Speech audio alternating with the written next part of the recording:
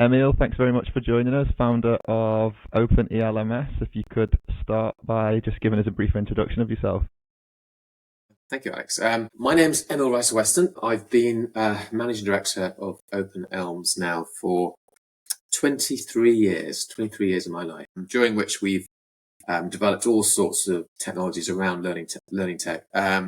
Essentially, we have a learning management system, so do many people. But what makes us unique is we have a system that generates e-learning using artificial intelligence. So you can put in text, upload a document, and it will produce fully designed e-learning for you, which is revolutionary. No one else is doing it in the world, and it's exciting times. And how was your learning experience when you were younger? How was your educational experience? I was very lucky in that I got an assisted place to a good school called City of London, in the middle of London, and hence I don't speak with this posh voice. Yeah, I thrived. I guess I thrived from then on in. To a degree, I went to Bristol University, had a great time, like my son did, and I never got a job. Came out of university in the middle of a recession, never got a job, and 30 years later, here I am. So coming out in a recession, many would think, that's a terrible time to come out, but I imagine in hindsight, it was a great time for you to come out. It was scary, and I think it's very similar to kids these days. They're coming out of university, and there's the idea of a traditional job is not really there anymore. I know there's a lot of graduate unemployment. I know it's from my kids have been very lucky; they've got jobs, but a lot of their peers haven't. Yeah, you're looking at graduates who are 2, 3, 4 years down the line, and they're not doing graduate jobs. So it's very much a changed arena in which we're in, and people aren't really necessarily going on sort of lifetime careers. They're sort of going from one job to another, learning new skills. And it's all part of this new world in which we live in, dominated by technologies such as artificial intelligence. And when you founded your first business, I believe, was that Ergo Systems. Was that your very first business? Yes, it was. It was. Well done, Alex. You've done your research. Yes, we started that in 93, doing something called CBT, which was computer-based training, which has now evolved to e-learning. So that's before standards such as SCORM and the internet. And we started a software company without an email address. So it tells you sort of how long ago that was. How was that, starting a software company in the 90s? Well, it was excellent because we had no money, but we didn't really need the money. We just needed to borrow a computer, and my colleague had a computer. I had a text editor, and we just started doing things. We started creating computer-based training. The idea of computer-based training wasn't really a thing. It was, there was things on CD-ROMs and stuff, but the idea of producing 16 color bitmaps and text next to it and creating e-learning effectively just wasn't a thing. We sort of made it up as we went along, and it went well. It grew to a fairly big size. It was a good way to start off in business. And then from there, you went on to start OpenELMS. Well, I had a .com in between that, so an actors-based .com. My rentals that come from the acting arena, and I dabbled in that, and that was hard. It was a time where lots of people were getting lots of money to create .com. It was a bubble, like the AI situation at the moment, where there's a lot of people with not really knowing what they were doing, with a lot of money, and we were competing against people with much more resources than ourselves. We went for a certain amount of time, but at the end of the day, there were too many business ideas at that period of time, and not enough cash at the end to actually generate profit. So there were few winners and many losers in that market. Yeah, the .com era was not a great time for businesses that grew generically and made money properly. It basically got flooded by competition, and it was a difficult time to make a business survive. Then what prompted you to found OpenELMS? Well, it was running software companies was all I could do. So it was really sort of using my experience and my knowledge of creating computer-based training, and working with companies such as Unilever and PwC. We had the experience to start an e-learning company. So that was the very first time we used SCORM standard, and we started selling e-learning into other organizations rather than competing applications, which were CBT applications. We found we could produce one course and sell it to multiple people rather than producing a solution and sell it just to one client at a time. So that was exciting times, and we developed all our technologies up from that, really. So I mean, we found that the learning management systems out there didn't manage learning the way we needed it to. We needed it to manage learning, like do audits and risk assessments. So we created our own LMS, and then we found out the e-learning authoring systems didn't create e-learning the way that we wanted it to. So we created our own authoring system as well, which, on hindsight, was a really stupid decision because it's very hard to do, and it just takes a lot out of you. But we've got to the end of the road now, and now it's happy days. Yeah, we've done things the hard way. How was the demand for e-learning back then? It was something that larger players did. So something that, our average organizational sale was a large FMCG company or council or government body. Now it's, companies with 10, 15 people can purchase e-learning. So it's much more of a sort of a general commodity rather than something that was more taken on by larger corporate organizations. And this can be for either of your businesses. How did you go about getting your first customers? How did we get our first customers? It was really through word of mouth. It was through contacts when you're talking to people. And then, to be honest, a lot of our customers were got through print advertising. So in the old days, you used to have journals and you put quarter-page adverts in journals, and it's very similar to internet SEO. Buying web ads now. You have a sales funnel and you have a certain amount of money you can spend to get a certain amount of money back. And you know that if you spend 400 quid on a print ad, you're going to make £2,000-3,000 back. So basically, you just put the more ads you get, the more money you get back, and then that brings in the money basically. We sold software applications as well in those days, which is a completely different method of sale to SaaS applications. So that was interesting. So there's a lot more things like installing software. It was just really, really mundane stuff that you had to do, like installing software, problems with Windows. Windows language used to break all the time, but now with SaaS applications, it's a much cleaner way of installing and getting content onto people's. And it seems like obviously the landscape's changed a lot, especially with marketing, like you mentioned, and going from pure software now to the SaaS model. Could you tell me a little bit more about how that's been having to evolve and how it is looking back? Yeah, things have got easier, as I say, because you don't have to deal with like sending. At the start, we used to send floppy disks to people. 6 or 7 floppy disks to install a bit of software application. That was a nightmare. CD-ROMs. The advantage of CD-ROMs were actually you could put a bit of marketing in the front of the CD-ROM. You could upsell your stuff. But the web is. The web's a great process for getting information to people. There's no fixed cost there. You just basically have an idea. Even you don't even have to pay for development software. It's just have an idea, use open source development methodologies, and off you go, really. So your intellectual capital is a product, which is fantastic because that means you can compete against large software houses just by using ideas and things that they would never come up with. And now with artificial intelligence, we find that we've upped it even more because artificial intelligence, it's said many times, artificial intelligence is like having an army of interns working for you. And we've done things over the last 2 years which you could have never done without AI. The funny thing is, our very first product, we used AI. Our very first product was modeling evacuation from simulation from architectural structures. So basically, you would model how to evacuate from the building. It's nothing related to what we're doing at the moment, but it was human modeling. It was modeling, binomial responses and all that sort of stuff, which is the basis of AI, really. It's just prediction and modeling. And now, 20, 30 years later, we're using it again. But this time, we're standing on the shoulders of the giants and some very powerful AI models and just using them and applying them. I personally think there's no money in creating models because, as DeepSeek have shown, anyone can create a model. And there's no IP capital in models because everyone's stolen anything anyway.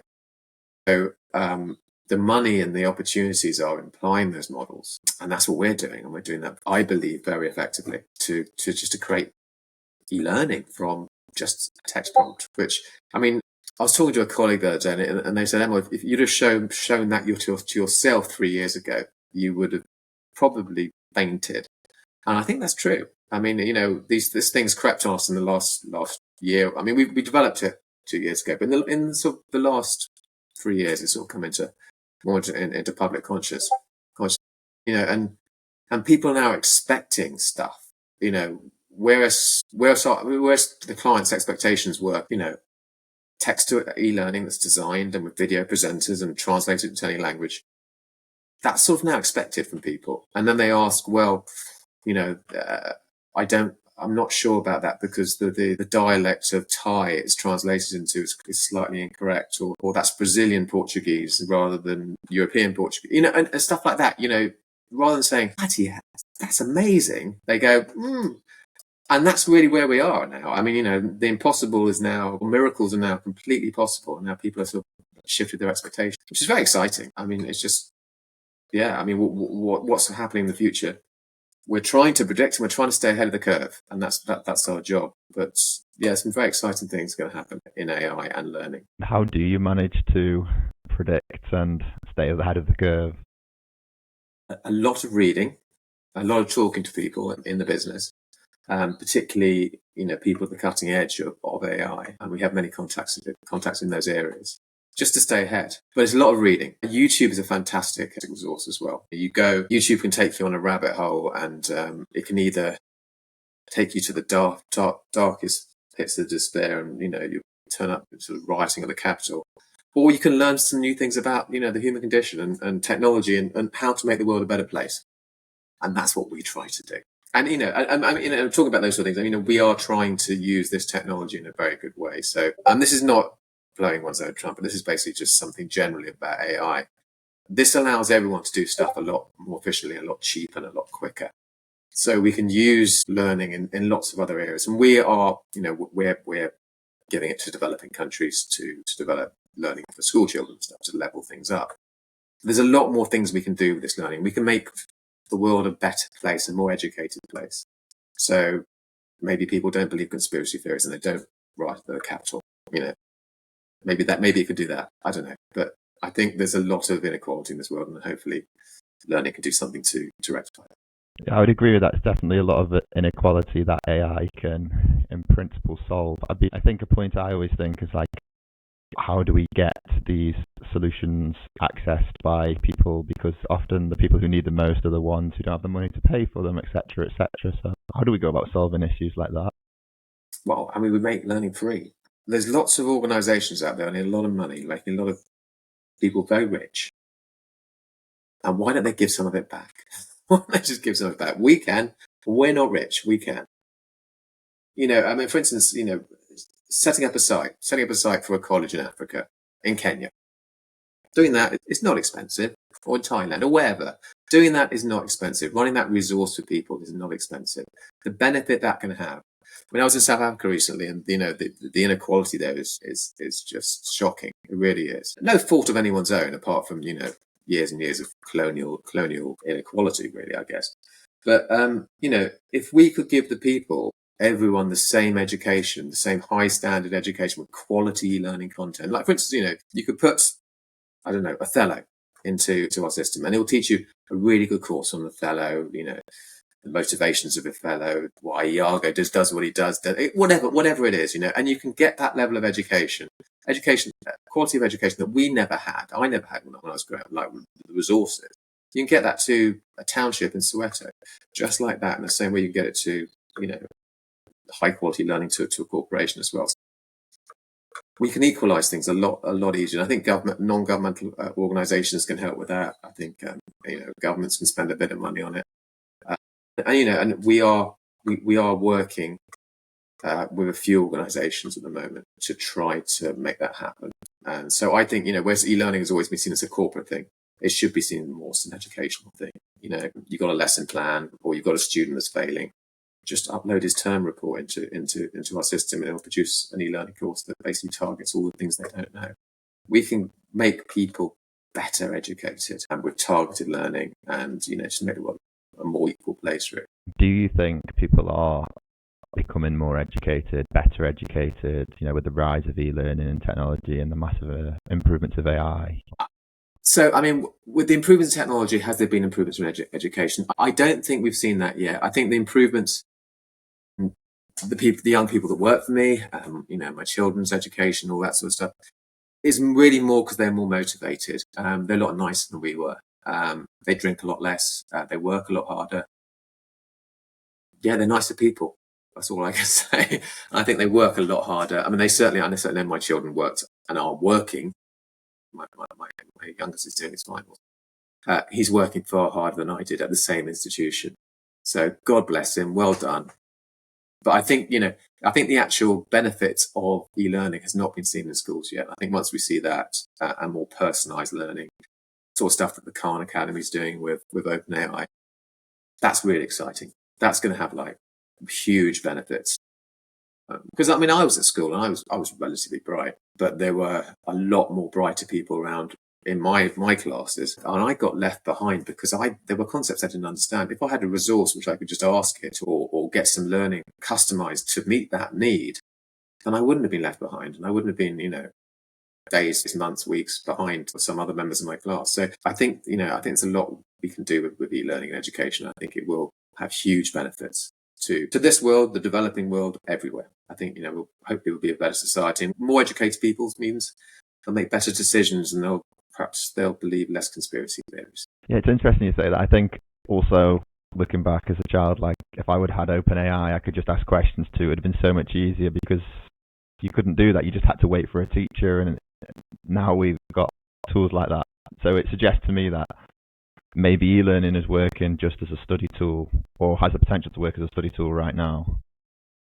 Yeah, I would also agree with your point on not seeing it, because I spoke to my brother the other day. He's 20 years younger than me, 8 years old, and I was asking him, like, tell me about school. Do you use e-learning? Do you do maths? And he was showing me, and I was asking him how he did it, and he was showing me, and it was like exactly the same as I did it 20 years ago, just textbook and pen. So yeah. Well, yeah. I showed ChatGPT to my son and his and one of his colleagues. This was 2.5 years ago. He was a first year student, and he laughed at me. I went, yeah, right, I got that.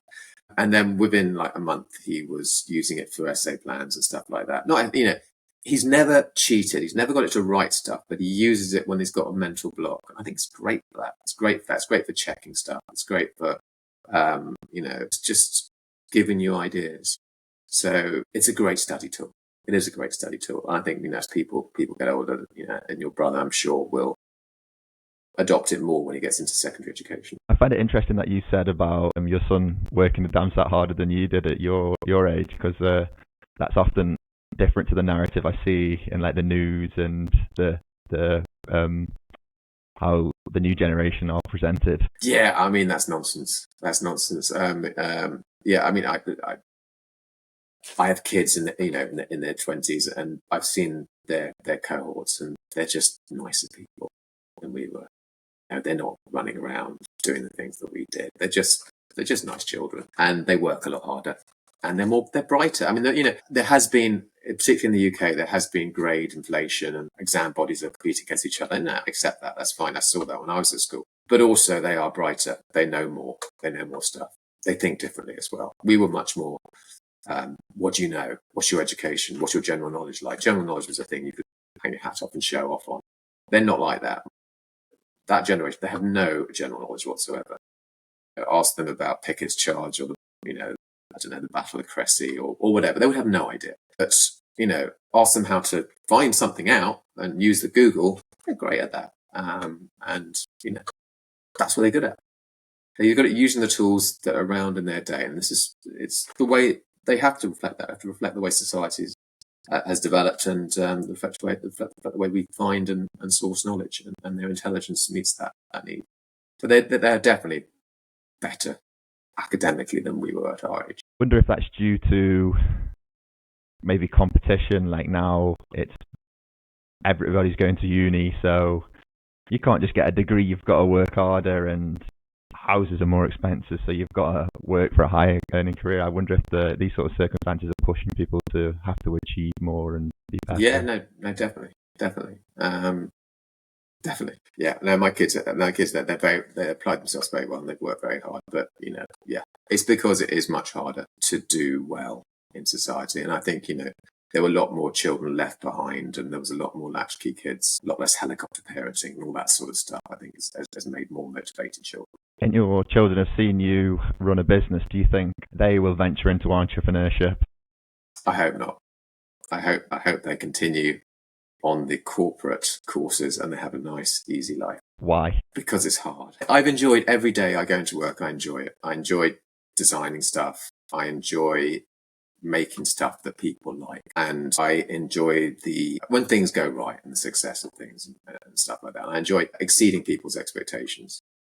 But it takes a lot out of you. I mean, I'm 32. I'm not 32. But it takes a lot out of you. You have to work 10, 12 hours a day for 35 odd years. And it takes a lot out of you at the end of the day. So, yeah. And, there are times you don't have much money and all that sort of stuff. It all works out in the end, though.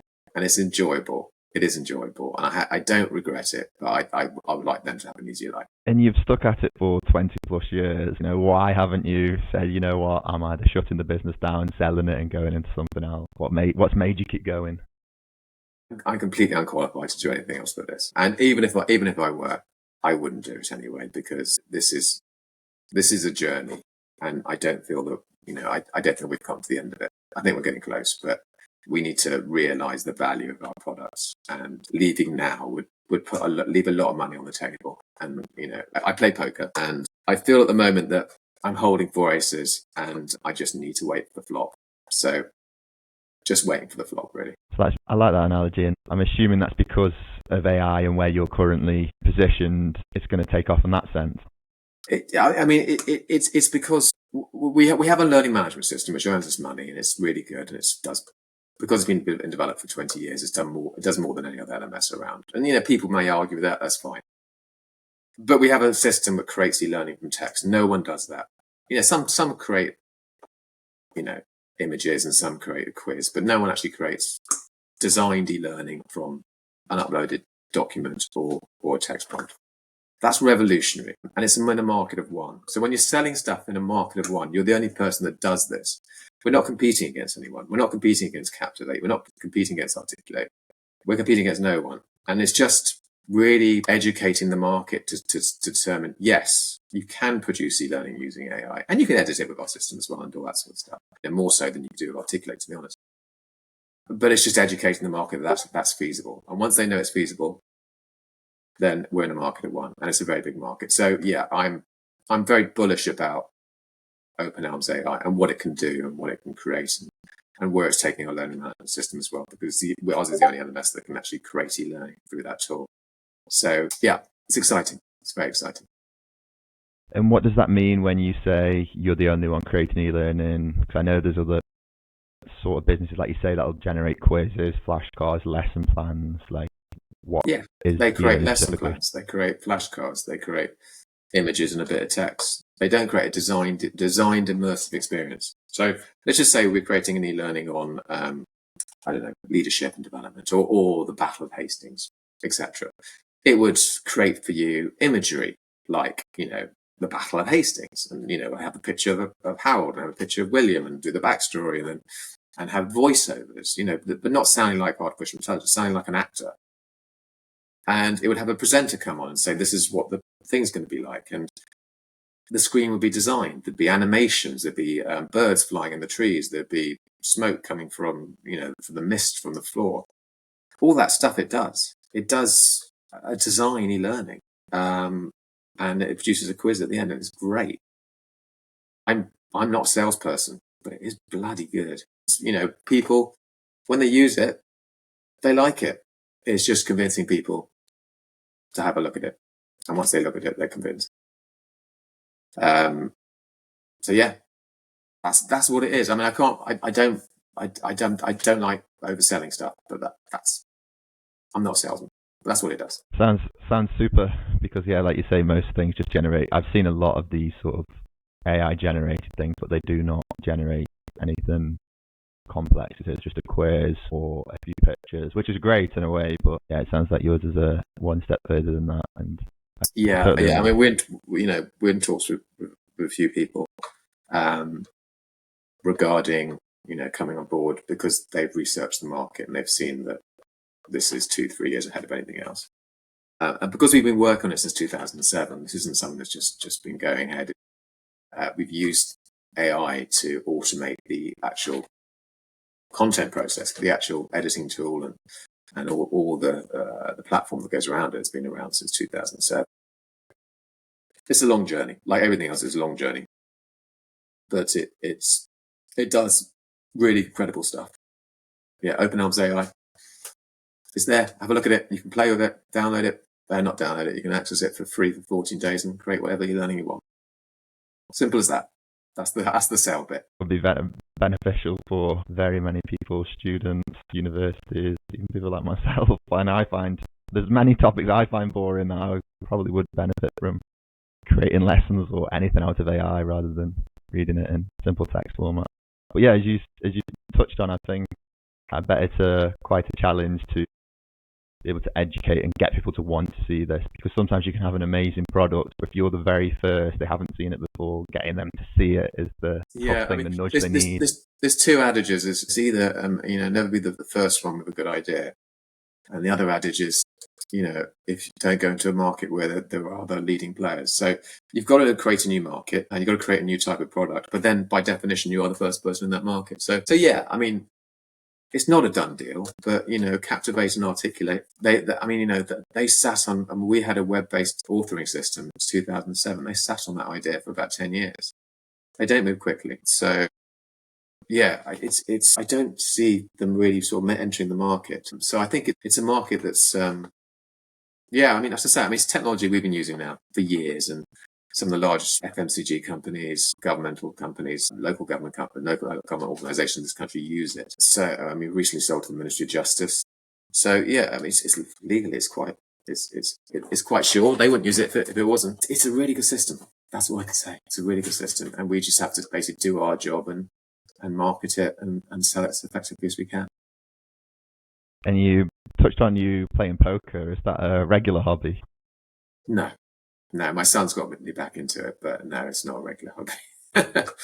I don't play for very much money, to be honest. I play with friends and online a little bit, but no, I'm not a big gambler. I find that interesting because I think I play poker a lot myself, and I find it very similar to business in a way, trying to anticipate, not having incomplete information, anticipating what the market's doing, the customer's doing. It's a great game. I mean, it's a game of human psychology. Warren Buffett once said, if you're playing poker and you don't know who's the patsy at the table, it's probably you. It's a famous quote, yeah. And I think that's just a fantastic quote. That's a fantastic quote. And like in business, if you're at a deal and you don't know who the patsy is, it's going to be you. And there's many things in business and poker are saying, like, don't play your hand, overplay your hand. Don't show tells, don't tell them what you would have settled for, all that sort of stuff. You learn from poker and you learn in life. And if you're ever watching traitors, another thing is which you learn from poker is the traitors always touch their face. Whenever they're lying, they always touch their face. And I can't believe any people don't see that. I don't know if you're familiar with traitors. Yeah, you are. So, I was watching season 2 on iPlayer, and whenever anyone, one of the traitors says something, we're going like this all the time, like that, and like that, and it was just obvious they were all lying, and no one saw that. Just very strange, very, very strange. Have to look out for that now on traitors, and maybe if I'm any Zoom calls or anyone's doing sales and anything they touch the face, I know they're not being completely honest. Definitely do that, yeah. And do you think there's other ways of other beneficial ways of learning? So you've got your like LMS systems, e-learning, there's books, there's also games like poker I've mentioned. Is there any other ways that you can think of? I mean, you learn through sport. I play cricket still. Played football all my life until my legs fell off. And, our cricket club, we have a lot of kids coming through and they learn a lot of things like respect, honesty, decency, stuff like that. I think, there's great things. We've got a great bunch of guys and they impart their respect and their knowledge to people. And I think that's very important. And it's very important to give back to the community through that as well. So, I don't know, they probably will think I'm an idiot, but I like to think that I I show them what good sportsmanship is, and I know there's some wonderful kids in the club who are superb people and superb human beings, and I hope I've done something to affect that, however small. And I think we get that from sport. We get that from sport played well in the right way. I think there's a lot to learn from that. Are there areas to learn from? As I said, YouTube, great source of learning. Audible, another great source of learning. I think anything you can do while you're doing something else. So if you're training on a bike or doing Pilates or sitting in the sauna, whatever it is, if you can get knowledge incidentally, it's a great way of building yourself up. And just don't go down rabbit holes. I think people can do that. They can go down rabbit holes. They can have tunnel thinking. I heard an expression yesterday. It's to do with politics. It's called album thought, whereby you take a political point of view and you have to take everything that goes with it. So if you're left wing, you have to take Brexit, or you have to take anti-Brexit. Or if you're a Democrat, you have to take, trans rights or whatever. Life's not like that. You can pick and choose exactly what you want, and you just pick what means to you, and that's education. So let's educate ourselves. Let's be open, and let's be respectful of other people's feelings as well, and other people's thoughts. Because just because they don't follow your tribe doesn't mean they're nasty people. Definitely, yeah. I think it's important to be determined to find out the correct or answers or truth, as close to truth you can get, rather than following what you believe your tribe's point of view would be in anything, whether that's politics, maths, religion. Yeah. And it's easy to do. I mean, it's shortcut thinking. That's what people look for. They look for shortcut thinking. That's what stereotypes are. That's what everything is. Racism, all the isms are shortcut thinking. And yeah, we've just got to be a bit more open to why people are thinking like that, understand it, and see if they've got a point. Not everyone's 100% wrong. Some people are 95% wrong. Not everyone. Even Trump's not 100% wrong. He's probably 99%. He's not 100%. You touched on AI and education, a little bit on the future, but how do you see the near future of education and the far away future? I think the near future is getting very exciting. As I say, there's going to be a lot more use of technology in the classrooms. So we're going to make e-learning is going to be something that's not, a teacher just before the class starts can produce a bit of e-learning in 5 minutes and then give it out to the class. So instead of producing an activity like a PowerPoint, they can very quickly produce e-learning just from using AI and a text prompt, or uploading a lesson plan or something like that. I see in the corporate world, there's been a lot more what we call signposting. So, I mean, we have this capacity to, instead of having your learning inside an LMS, you can put it on your intranet. So at the point of learning, you can have the learning. So be that on a phone or online, you can do the learning that applies to the task you're doing, rather than having to go into a classroom or an LMS and do stuff. That the learning will be there where it's applicable. Also, maybe a lot more personalized learning. So learning will not be. I mean, I've seen ridiculous things like what to do when working at home, and all the policies that just apply. Just general policies. People want to know. They're going to do a working at home policy. They want to know how many days they're going to have off, how many days they have to go into the office, what equipment they can have from the company. They want specific information about from their company. They don't want to know sort of huge generalizations which don't really matter to anyone. So it's important that, it's a lot more generalized, personalized learning rather than generalized learning. I think it's going to be seen in corporations. And as such, sort of the feeling of, learning, click, click, click, next, guess at the quiz, I think that's going to diminish a lot, because learning is going to get a lot better. It's going to get a lot more relevant, and it's going to get a lot more immersive.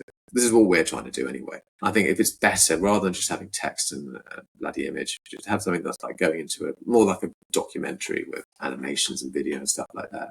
If it's like that, then people will be more immersed and more entertained. And I think learning is going that way. And if it's more entertained, they'll be more immersed. They'll find it more engaging. They'll remember it better. It'll be better learning, and therefore they'll do their job better. So there's a business case for it as well. Certainly, there's definitely a lot to be improved in corporate learning. I can definitely see that going that way. Hugely, yeah, hugely. I think if you're learning, if the general sense in your corporation is that people are pressing next and going to the end, and ask yourself why. Ask yourself what you can do to make it more engaging. There are lots of things you can do to make stuff more engaging. We like everyone else, are guilty of that at times. We get a policy document produced. We don't. There's an option now in our system. So let's say you've uploaded the policy document. You can have the e-learning with humour, and it'll write in a humorous way. It's not awful. It's not awful. It's quite amusing, and it makes people more engaged and actually like the content. So consider things like that as well. Consider adding humour to your learning. AI is not that unfunny. I mean, it's no Stan Borman, but it's not terrible. Not terrible. Funnier than a lot of humans. Definitely, yeah, definitely. A lot better than me, anyway. And final question: do you have a favourite quote, a favourite book, a guiding principle, or a best piece of advice that you've been given? Yeah, I think my favourite quote is from Shakespeare. It's Touchstone. It's the fool doth think himself wise, but the wise man know himself to be a fool. And I think we are all fools. And if we don't recognise that, then we can never improve and learn more. Great quote to finish with. Thanks very much, Emil, for coming on, founder of OpenELMS. It was amazing to hear about yourself, what you've been building, and your journey and long time in the industry. It was great. So thanks ever so much for coming on. Thank you, Alex. Thank you very much for your time. Thank you. Take care.